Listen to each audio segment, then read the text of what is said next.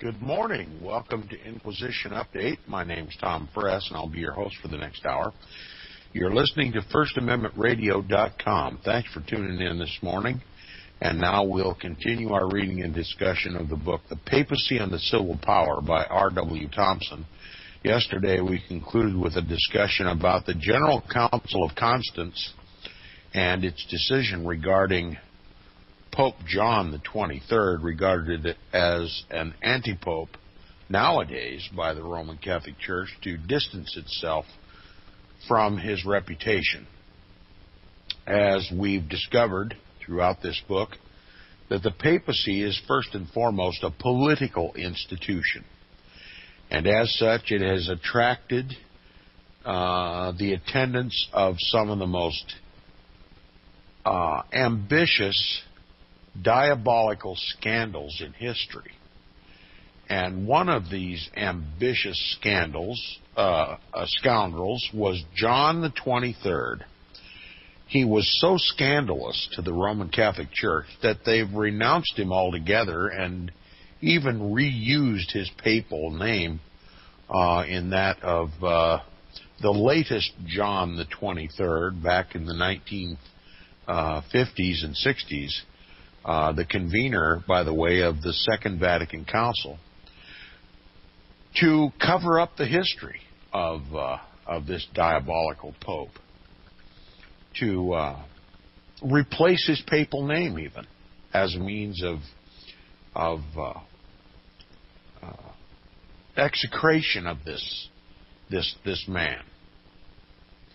And we'll continue now. If you're following along page 535 of the book, it says the General Council, Cormenin, the historian, gives the decision of this council somewhat more in detail. He's going to give us another detailed analysis, which we even have to admit, as is contained in a note at the bottom of the page, though Cormenin deals with the decision about the council's decision regarding Pope John the 23rd, much of what was alleged and proven about John the 23rd is secret and so filthy and diabolical that it's not, it's just not for public consumption. And it can't be discussed without violation of sensibilities. But nonetheless, Cormenin records this. He says, quote, the General Council of Constance, after having invoked the name of Christ and examined the accusations brought against John the 23rd, and established on irrefragable proof, pronounces, decrees, and declares that Balthazar Costa, the Pope, John the 23rd, is the oppressor of the poor, the persecutor of the just, the support of knaves, the idol of simoniacs, the slave of the flesh, a sink of vices, a man destitute of every virtue, a mirror of infamy, and devil incarnate. As such, it deposes him from the pontificate, prohibiting all Christians from obeying him and calling him Pope. The Council further reserves to itself the punishment of his crimes in accordance with the laws of secular justice, and his pursuit is as an obstinate and hardened, noxious, and incorrigible sinner whose conduct is abominable and morals infamous, as a simoniac, ravisher, incendiary, disturber of the peace and the unity of the Church, as a traitor, murderer, sodomite, poisoner, committer of incest, and corrupter of young nuns and monks, unquote. And that's as specific as Cormenin gets. And again, the details are left out because, for sake of public decency. Now, few men have reached so low a point of infamy and degradation as that reached by Pope John the 23rd, who was recognized by all the church historians as having been lawfully elected pope. On account of the enormity of his crimes, he was deposed and disgraced by the council, and all persons were forbidden to recognize him thereafter as pope, or to obey him. Thus reduced and abandoned by the new friends who had previously adhered to him, he humiliatingly announced to the council that he had no defense to offer, declared the council to be the most holy and infallible, and approved of all its decrees up to his deposition at the 12th session, thus entitling that decree, which declared that a general council was superior to the Pope, and therefore that the Pope was not infallible, to take its place in the canons and to become a part of the law of the Church. So here we have, we've been talking about this papal infallibility. The Jesuits have formally declared the Pope to be infallible in 1870 at the First Vatican Council. And it was a belief that was held within the Church for centuries prior to this, that the Pope was infallible. He was attributed with the divine attributes of infallibility and divinity, a God on earth. But here is a pope, an infallible pope, duly elected, who has been denounced by a council, and this pope acquiesces to all the charges against him and declares that this council is infallible. So, now that we've proven, and as this author has done throughout the book, that these so-called infallible popes are the scoundrels of history, and are not infallible, and are not the vicars of Christ, nor any such thing, but to be examples, not to be followed by anyone in the world. Now we have a case in Roman Catholic history where a pope has acquiesced that a council is superior to a pope, that a council is infallible, and now you can just feel the challenge of God to disprove even that fallacy. I said yesterday that the events that we're studying now in this book are God's providential way of proving the Roman Catholic Church, lock, stock, and barrel, popes, councils, and every other doctrinal and temporal affair of the Roman Catholic Church to be not that Church of Jesus Christ, but the Church of Antichrist. And so God is just literally making a mockery of the Roman Catholic Church, so as to remove any excuse from any human being on the planet from ever being deceived by this church, or its popes, or its councils. God is subjecting the papacy and the councils of the Roman Catholic Church and Roman Catholicism itself to the light of truth and exposing the Antichrist that it is. So no one could be deceived. Why would God warn in the Scriptures about Antichrist and then make him invisible so nobody could ever find out who it is? That's not the God we serve. He wants his people to know the truth. And this is how he has done it, through history. Now, the Jesuit defenders of infallibility and all their cunning and ingenuity have been sorely puzzled over this part of the history of the Roman Catholic Church. They have found it exceedingly difficult to make the links in the chain of regular apostolic succession interlock each other.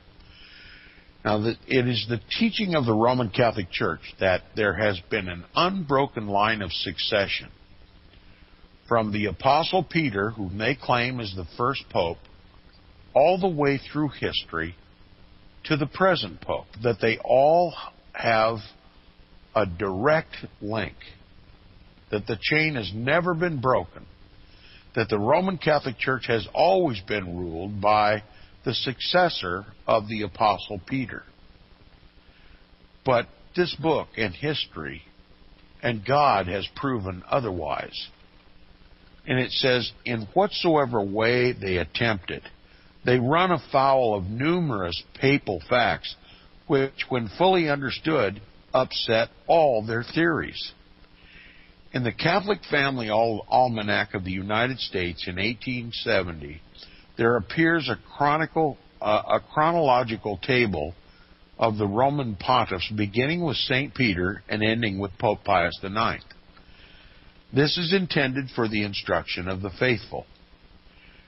Referring to the 40 years of disputed succession which followed the close of the pontificate of Urban VI in 1389, it carries down the Roman line of succession as follows.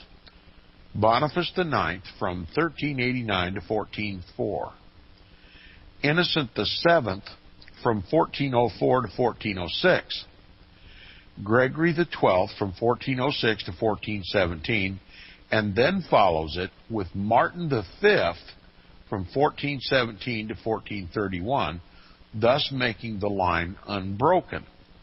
Now, it's necessary for every Roman Catholic Church to believe that the Pope is the replacement of the Son of God on earth and the successor of the Apostle Peter, and that the line cannot be unbroken because this is the Church of Jesus Christ, and he swore that this church would, the gates of hell would never prevail against it. So they make it a matter of doctrinal dogma that you must believe that the popes are the successors of Peter.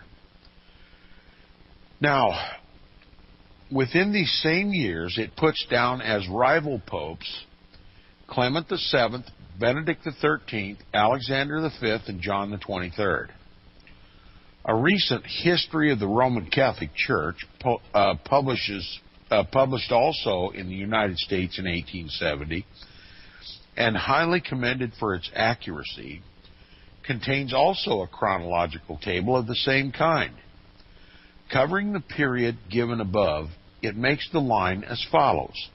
Boniface IX from 1389 to 1404, Innocent VII from 1404 to 1406, Gregory XII from 1406 to 1409, Alexander V from 1409, and John the 23rd from 1409 to 1413, and then follows Martin V from 1413 to 1431, with the additional statement indicated by the letters ABD, which means he abdicated, and placed it opposite their names, that Gregory XII abdicated in 1409 and John the 23rd in 1413.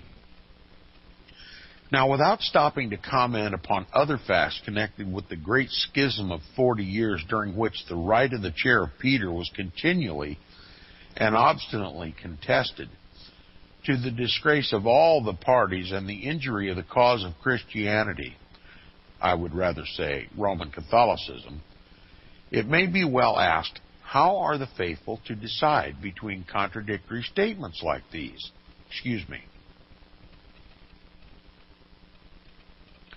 One of these statements places Alexander V and John the 23rd among the rival popes, and the other places them in the singular line of succession. One continues the pontificate of Gregory XII in the regular line down to 1417 and makes no mention of Alexander V and John the 23rd in that line, while the other represents Gregory XII as having abdicated in 1409 and continues the regular line down to Martin V with both Alexander V and John the 23rd. One represents Martin V as having been made Pope in 1417 and the other in 1413, 4 years before. But the puzzle will become more difficult of solution to an intelligent investigator when he finds out, as he would do, that neither of these tables represents the precise truth. Gregory XII was not Pope from 1406 to 1417. He was elected at Rome in 1406, while Benedict XIII was yet Pope in Avignon in France where he had held his pontifical court since 1394 as the successor of Clement VII. At the time of his election, he promised the cardinals at Rome to resign if Benedict would do so, but afterward equivocated to such an extent that all his cardinals except 4 withdrew from him and appealed from his authority to that of the Council of Pisa.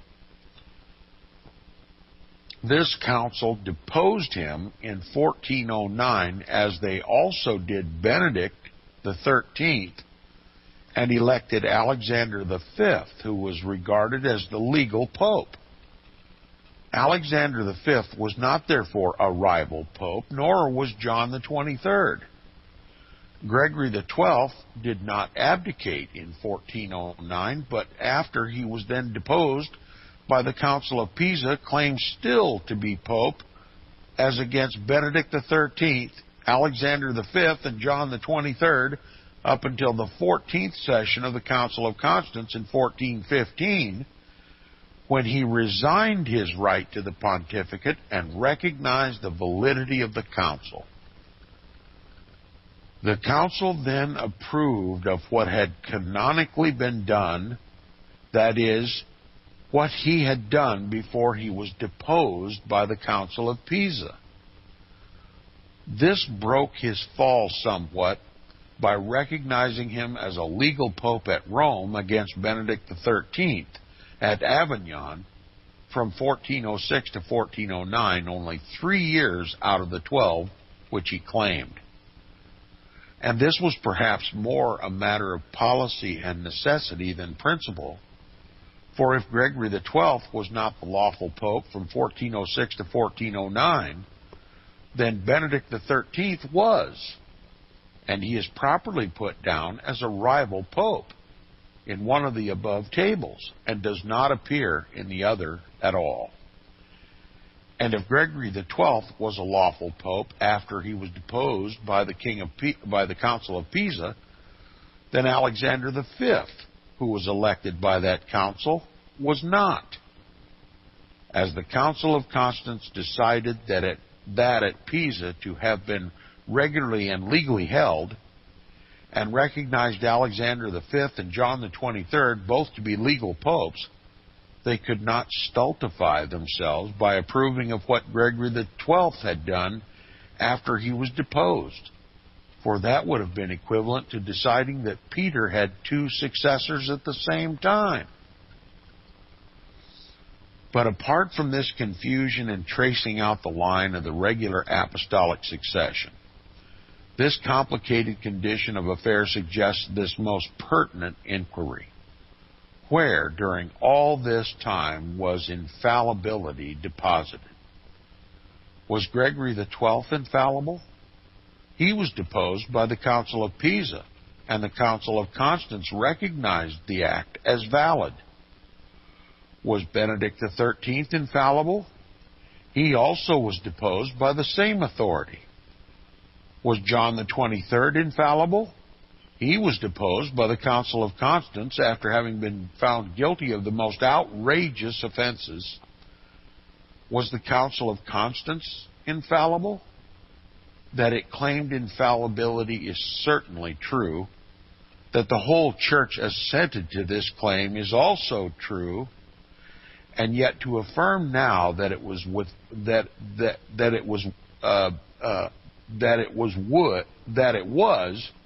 would be heresy under the decree of the late Lateran Council. By it, the faithful are taught that the Pope is alone the possessor of infallibility and is the source from which all others receive it. Therefore, they are driven to the necessity of deciding that Gregory XII or Benedict XIII or John the 23rd was infallible. If they select Gregory XII, the Council of Pisa stands in the way to condemn them. If they select Benedict XIII, they meet the same difficulty. If John the 23rd, the Council of Constance and his tremendous catalog of crimes stare them in the face. If they pass by all 3 of them and lodge infallibility in the General Council of Constance, they are pronounced heretics by Pope Pius IX and his Jesuit and ultramontane prelates, and cut off from the Church by excommunication. What then are the faithful to do in the midst of all these complications? To a common sense mind, this question would be hard to answer, but the defenders of the papacy are equal to the occasion. See how admirably this difficulty is disposed by the St. Antonius, the Archbishop of Florence, who wrote shortly after the schism. He says this, listen carefully to this dribble. It is possible for one to have belonged to either party in good faith and with a safe conscience. For although it is necessary to believe that there is but one visible head of the Church, if it should nevertheless happen that two sovereign pontiffs are elected at the same time, it is not obligatory to accept either as the legitimate pope, but only to acknowledge as the true pope the one who has been canonically elected, and the people are not expected to determine which is the pope, but can follow the opinion and the guidance of their pastors. Unquote. Now look, if you were able to follow that drill, that wouldn't even satisfy a child.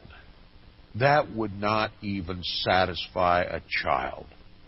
But yet that's what the laity are taught. That if it appears, now you must believe that there must be a visible head of the church. There must be a pope, always. Okay? But if there happens to be two, it's not up to you to decide. You just must believe that infallibility is vested in the papacy, and it's up to your pastor to decide who you're going to regard as the pope, your local pastor. It wouldn't satisfy a child. Now, the author continues, he says, that is to say, quote, it is necessary to believe that there is but one pope at a time, but not obligatory. You get that? What they're saying is, it is necessary to believe that there is but one pope at a time, but it's not obligatory. It's necessary, but not obligatory.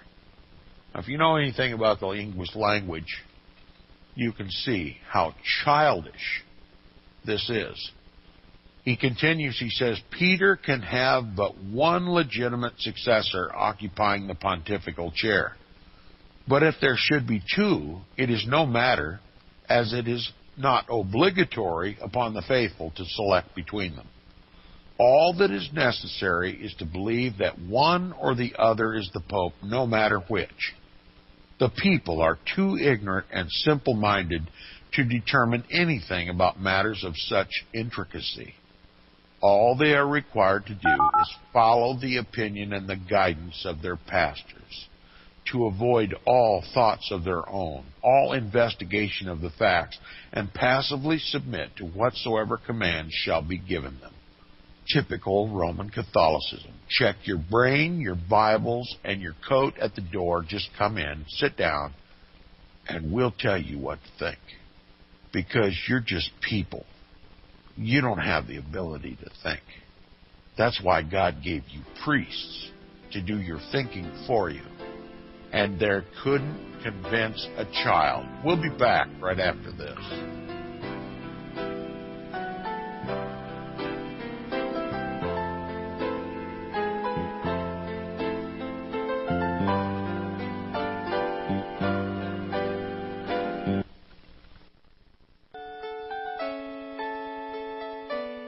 The program you are listening to is 100% sponsored by you, the listener, on this First Amendment Rights Media channel. You will notice that there are few commercials on this radio network. There's a good reason for that. Corporate advertising dollars come with strings that limit program content. So without your help, these programs cannot continue on Internet or our several affiliates. If you benefit by the educational law programs, we ask you to give. If you are admonished or nurtured by the Bible and ministry programs, we ask you to give. If some voice a cause that you are passionate about, we ask you to give. If you believe in any of these, we ask you to support them as you would a missionary on a continual basis, as if giving a tithe for missionary radio. These programs are not commercially viable and must be supported by those faithful to the cause of truth. Look for the button to sponsor your favorite programs at our listen and schedule pages on the Internet. Then, when you subscribe, we will send you the last quarterly MP3 CD of that program immediately, and continue to do so with each new quarter. We will also give you unlimited archive access to all of our programs. We're asking you to give much less than a tithe, so that you may also send support directly to a particular program host, cause, and anywhere else the Spirit may lead you. Do all to the glory of our God and Creator, for His holy nation, the only kingdom that will last forever. Thank you for listening.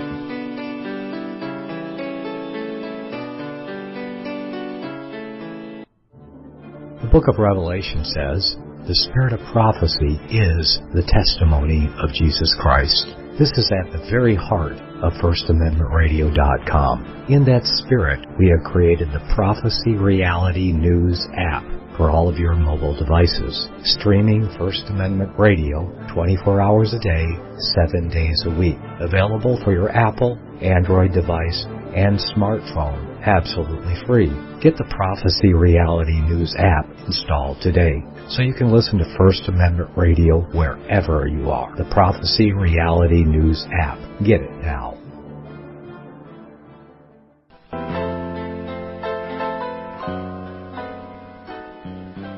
Okay, welcome back to the second half hour of Inquisition Update on FirstAmendmentRadio.com. If you like Inquisition Update and the information you get here, support Inquisition Update by supporting FirstAmendmentRadio.com. It is First Amendment Radio that sponsors the program, and your prayers and your charitable gifts are appreciated and helps to keep First Amendment Radio alive and well, and keeping the truth coming forward. And also, if you'd like to make comments or suggestions, please email me at tom@cwaves.us. And for those who require an answer, I'm very happy to answer my email, and I do as always. And I appreciate those who send in information and videos and textual information to read, and hopefully I'll get to them and comment upon them on the broadcast. So you're very helpful here, and I appreciate it, and I also appreciate your prayers. The truth, at least as it's given here on Inquisition Update, is not always appreciated. And the guilty are vindictive and spiteful and harmful. And I pray for the prayers. I ask your prayers for guidance, direction, protection, and provision from the King of Kings and the Lord of Lords, Jesus Christ the righteous.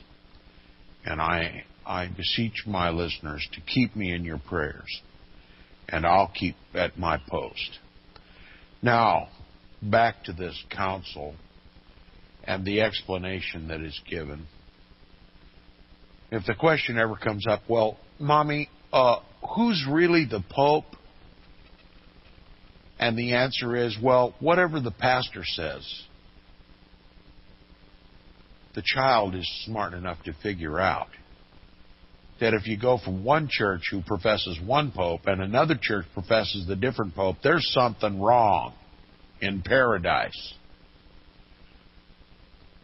It's going to take a little child, the wisdom of a little child, to lead the masses out of the Roman Catholic Church. Because adults don't have the integrity of mind and conscience to make those decisions when they're taught from cradle to grave to just believe what the pastor tells you. Don't do any of your own investigation because you're just not smart enough. He says all they are required to do is follow the opinion and the guidance of their pastors, to avoid all thoughts of their own, all investigation of the facts, and passively submit to whatsoever command shall be given them. Even though, as was the case in the instances referred to, one set of the faithful should be taught by their pastors to support one pope, and another class another pope, still no matter. For notwithstanding each should denounce the other as a heretic and guilty of all sorts of crimes, still, as infallibility must be somewhere, one or the other must have it.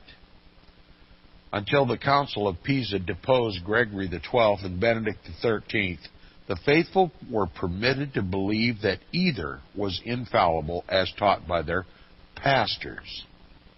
And the only effect of the election of Alexander V by the Council was to add to this list another representative of infallibility. The necessary effect was each was infallible to those who followed him, so that the infallibility became triplicated, existing in 3 places at the same time. The church had not so many heads as Briarius, yet it had so many that nobody then and nobody now can tell which was the true head. And yet this book, designed for the edification of American readers, after admitting that the, quote, obstinacy of the popes, unquote, divided the Christian world, quote, increased the schism and caused all the subsequent evils, unquote, to the church, and that as, quote, God has promised his church that he will not forsake her in times of extreme peril, unquote, his providence selected the cardinals as the agents of convening a council in defiance of these schismatic popes, and thus saving the church from overthrow. After admitting all this with every appearance of candor, does not hesitate to tell us that each of these popes was infallible to his followers, that each was in the line of regular apostolic succession, that each wore the crown and held the sword of St. Peter, provided only that the pastors who paid obedience to each so commanded their several flocks to believe, as they undoubtedly did. And this is put forth with apparent sincerity in this intelligent and investigating age, as if men's minds were still encased in an impenetrable coat of ignorance and stupidity, and bold and unblushing dogmatism were alone possessed of impunity. But it will not do to pass by the Council of Constance without further comment, when it is remembered that it is regarded by all the Church as ecumenical, that the Pope found guilty by it of the most infamous crimes belongs to the regular line of the succession of Peter, and that he was the Pope at Rome. Some of the impending difficulties in the way of reform in the Church may be seen and appreciated even at this distant time. It was claimed that the chair of St. Peter was at Rome, and that the Church there was consequently, quote, the mother and mistress of all the churches, unquote. As pagan Rome was the chief imperial city of the world, so the popes, in imitation of the emperors, had endeavored to make Christian Rome the sole representative of the ecclesiastical imperialism. It was so in the person of John the 23rd, an Italian, who was in possession of the Vatican, of all the holy churches of Rome, of the triple papal crown, of the fisherman's ring, and all the relics of the saints, part of the true cross, of the thorns in the crown of Christ, and of the garments worn by the Virgin Mary, and the thousands of other things which the ignorant and superstitious are still taught to worship. And more than that, was he not infallible, so that he could not err in matters of faith and morals? Though steeped in crime and villainy sufficient to contaminate the whole atmosphere of Rome, The festering and consuming sore of corruption was therefore more violent at the heart of the church than at its extremities. It was viler and more filthy there than the world ever saw anywhere else, in any of the departments of society, since Sodom and Gomorrah were overthrown by the wrath of God. And such was the solemn and deliberate decision of an ecumenical council pronounced without a single dissenting voice. There are some good men in the council who desired to make it a reform council, the ostensible object for which it was convened. But the ideas which prevailed with the majority limited the work of reform to the Pope alone. They desired to reform him, but not themselves.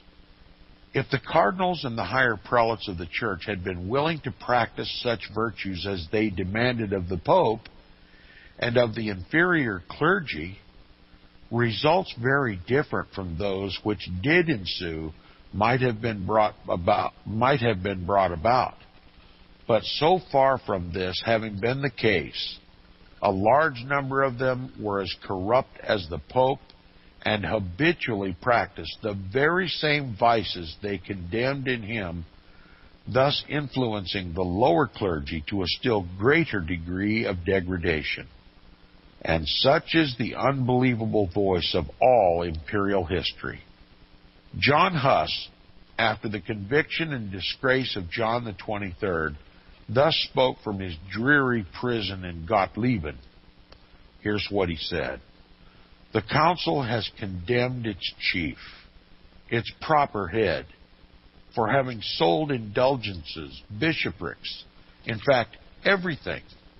And yet among those who have condemned him are many bishops who are themselves guilty of this same shameful traffic. O profligate men, why did you not first pull out the beam from your own eye? They have declared the seller to be accursed, and have condemned him, and yet themselves are the purchasers. They are the other party in the compact, and yet they remain unpunished." Unquote. The learned Clemingus,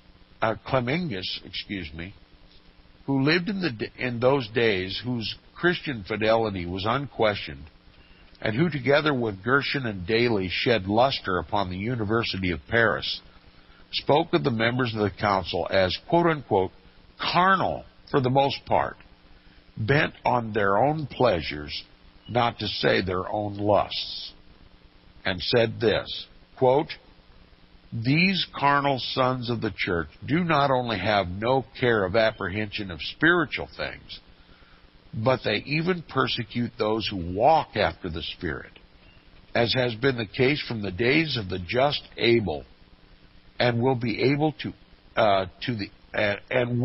to the end of time. These are the men who fly together to the church merely to seize upon temporalities, who lead in the church a secular life, conspire, covet, plunder, rejoice in preeminences, not in profiting others, oppress and rob their subjects, glory in the honor of promotion, riot in pomp, pride, and luxury, who count gain godliness, sneer at such as wish to live holy, chastely, innocently, spiritually, calling them hypocrites. Of such men the church is full of this day, and scarcely in whole chapters or universities can you find any others. Are men like these the ones to exert themselves for a reformation of the church? Men who would account such a reformation the greatest calamity to themselves? You see what God is doing here? First, He exposed the papacy for the human humiliation that it is. And now He has exposed the councils for being just as corrupt and fallible as the Pope that they serve. The whole kit and caboodle, the whole thing from top to bottom, has been exposed by God Almighty so that there not be one man upon the earth with an excuse to be deceived by either popes or councils. This is the hand of God at work. This is how God works in history to teach men lessons. At this period of time, the whole world wondered after the beast, the Pope and the Council. They followed the kings of the earth as though they were infallible. They shared the infallibility of the Pope. They were subject to the persecution, and they saw the rank corruption from top to bottom. God exposed the whole thing in history. The woman and the beast upon which she rides. And still today, the whole world wonders after the beast, even after God has exposed it so that a child can see it. It's incredible. Now, the Council of Constance, controlled by men of this sort, and subject to such influences as would naturally emanate from them, while its actions, like that of the Council of Pisa, was a blow at the ambition of the papacy and the infallibility of the Pope, did as much as lay in its power to advance the cause of ecclesiastical absolutism and to crush out the rising and growing spirit of inquiry which had been excited by Anselm, Arnold, Savonarola, and Wycliffe of former times, and by John Huss and Jerome of Prague, who then lived. The trial, condemnation, and execution of Huss and Jerome will remain a reproach to it as long as history is read, will forever convict it of injustice, cruelty, intolerance, and persecution.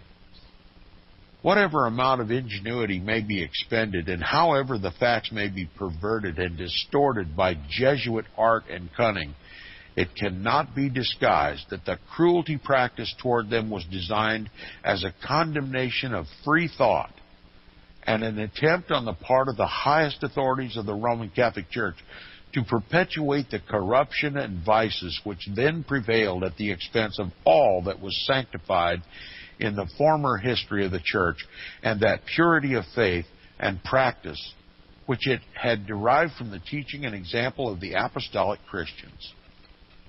No language is fertile enough in words of denunciation to express what all intelligent and thinking minds must feel in relation to it. Both John Huss and Jerome of Prague had always led pure and Christian lives. No charge of vice or immorality was ever made against either of them. The Bohemian Christians venerated and followed them not merely on account of their eloquence as preachers, but because no breath of suspicion had ever rested upon their integrity as men or upon their fidelity as Christians. But they were accused of favoring the doctrines of Wycliffe, which pointed to reform. And that was an unpardonable sin because they struck at the multifarious forms of vices and corruption which were then sanctified by the example of such popes as John the 23rd and such prelates as constituted the majority of the Council of Constance. This pope and these prelates were their accusers, triers, and executioners, and it should surprise no one to know with what alacrity they hastened to their conviction, and how their hearts leapt with gladness when the torches that consumed their bodies were lighted by their emissaries. You see what has happened here? God has exposed the papacy, and he has exposed the council, and now both together, the popes and the councils, have killed the light of truth. Burned them at the stake. John Huss and Jerome of Prague. Satan struck back immediately. As soon as his minions were exposed for the corruption that they were, Satan launched an attack against the light that exposed them, the free thought that captivated the hearts of the Bohemians, the followers of John Huss and Jerome of Prague. John Huss had a safe conduct. He'd been called to trial, and they gave him safe conduct. We'll make sure that you're protected, that nothing can happen to you. You can come to the court, and if you and you are free to leave, and we'll protect you. Okay, that's what safe conduct is. John Huss had a safe conduct from Emperor Sigismund, under whose influence John the 23rd consented that the council should be held. He was promised full protection both in going and returning to the council, where he was summoned to answer the charge of heresy. Yet his promise of protection was violated, to the damning disgrace of all the parties concerned in the treacherous and dastardly act. Whether it was justified by the perpetrators of the wrong upon the declared ground that, quote, faith should not be kept with heretics, unquote, is no matter, since it is undoubtedly true that such was the doctrine which then prevailed among the popes and the leading members of the hierarchy, and which yet prevails, as there are volumes of evidence to show. Both upon this and less satisfactory grounds, innumerable contracts, agreements, and promises have been violated and disregarded without the slightest compunction of conscience, and in all these matters the popes themselves were far ahead of all the others. Whether John the 23rd or Sigismund was most to blame for the betrayal of John Huss is of no consequence now, since the Pope is shown to have been capable of that and any other enormity, and the Emperor was ready to do whatsoever was necessary to the protection of his imperial authority. The Council was equally guilty, with either or both of them, for knowing that the, quote, safe conduct, unquote, had been given by the very authority under which it convened. If it had not been sensible to shame, it would have been scorned to maintain a jurisdiction acquired over a defenseless adversary by such base and cowardly means. Dupin says, quote, the Pope and the Emperor invited John Huss to come thither, unquote, and, quote, the Emperor granted him safe conduct, unquote. This invitation, if it did not expressly engage the Pope to do good faith, implied it so strongly that any man less infamous than John the 23rd would have protested against its violation. And if the Council had entertained any respect for the Pope and had not been influenced by those principles of morality which then prevailed, the blood of John Huss would not yet be clinging to its skirts. The next morning after Huss arrived at Constance, two noblemen who had accompanied him visited the Pope and notified him of his arrival. They inquired of him whether he should safely remain without any risk of violence. The Pope replied, quote, had he killed my own brother, not a hair of his head should be touched while he remained in the city, unquote. So that if the Pope was not a party to the safe conduct, he gave his solemn promise that it should be observed. Either would have been bound to an honest man, but neither would have been bound to John the 23rd. Even his oath taken before the council with a solemn appeal to God could not bind him, infallible as he was. Infamous as John the 23rd was, he was not destitute of ability or cunning. Having reached Constance some time before the Emperor, he endeavored to shape the policy of the council so as to divert attention from his own crimes. He had already distinguished his pontificate by emptying the vials of his wrath upon the head of King Ladislaus of Naples for no other offense than his having been an ally of Gregory XII, which, as we have just been taught by Neothan, quoting from St. Antonius, was no offense against the law of the Church. Harmless as this preference of Ladislaus is now pretended to have been, yet for it alone he was declared by this infallible Pope to be, quote, a heretic, a schismatic, a man guilty of high treason against the majesty of God, unquote. A crusade was proclaimed against him, and those who should take part in it were promised that all their sins would be forgiven upon repentance and confession. This success in bringing the hierarchy to adopt his views in reference to Ladislaus and his promptness in dealing with the heresy led him to believe that if he could turn the attention of the council to inquiries of that kind, he might himself escape. You see what he was trying to do? Create a scapegoat. And he caused a crusade to be launched to that end. Accordingly, quote, the foil he used was the heresy of John Huss, unquote, which he hoped would give him the opportunity of showing how faithfully he regarded the faith of the church.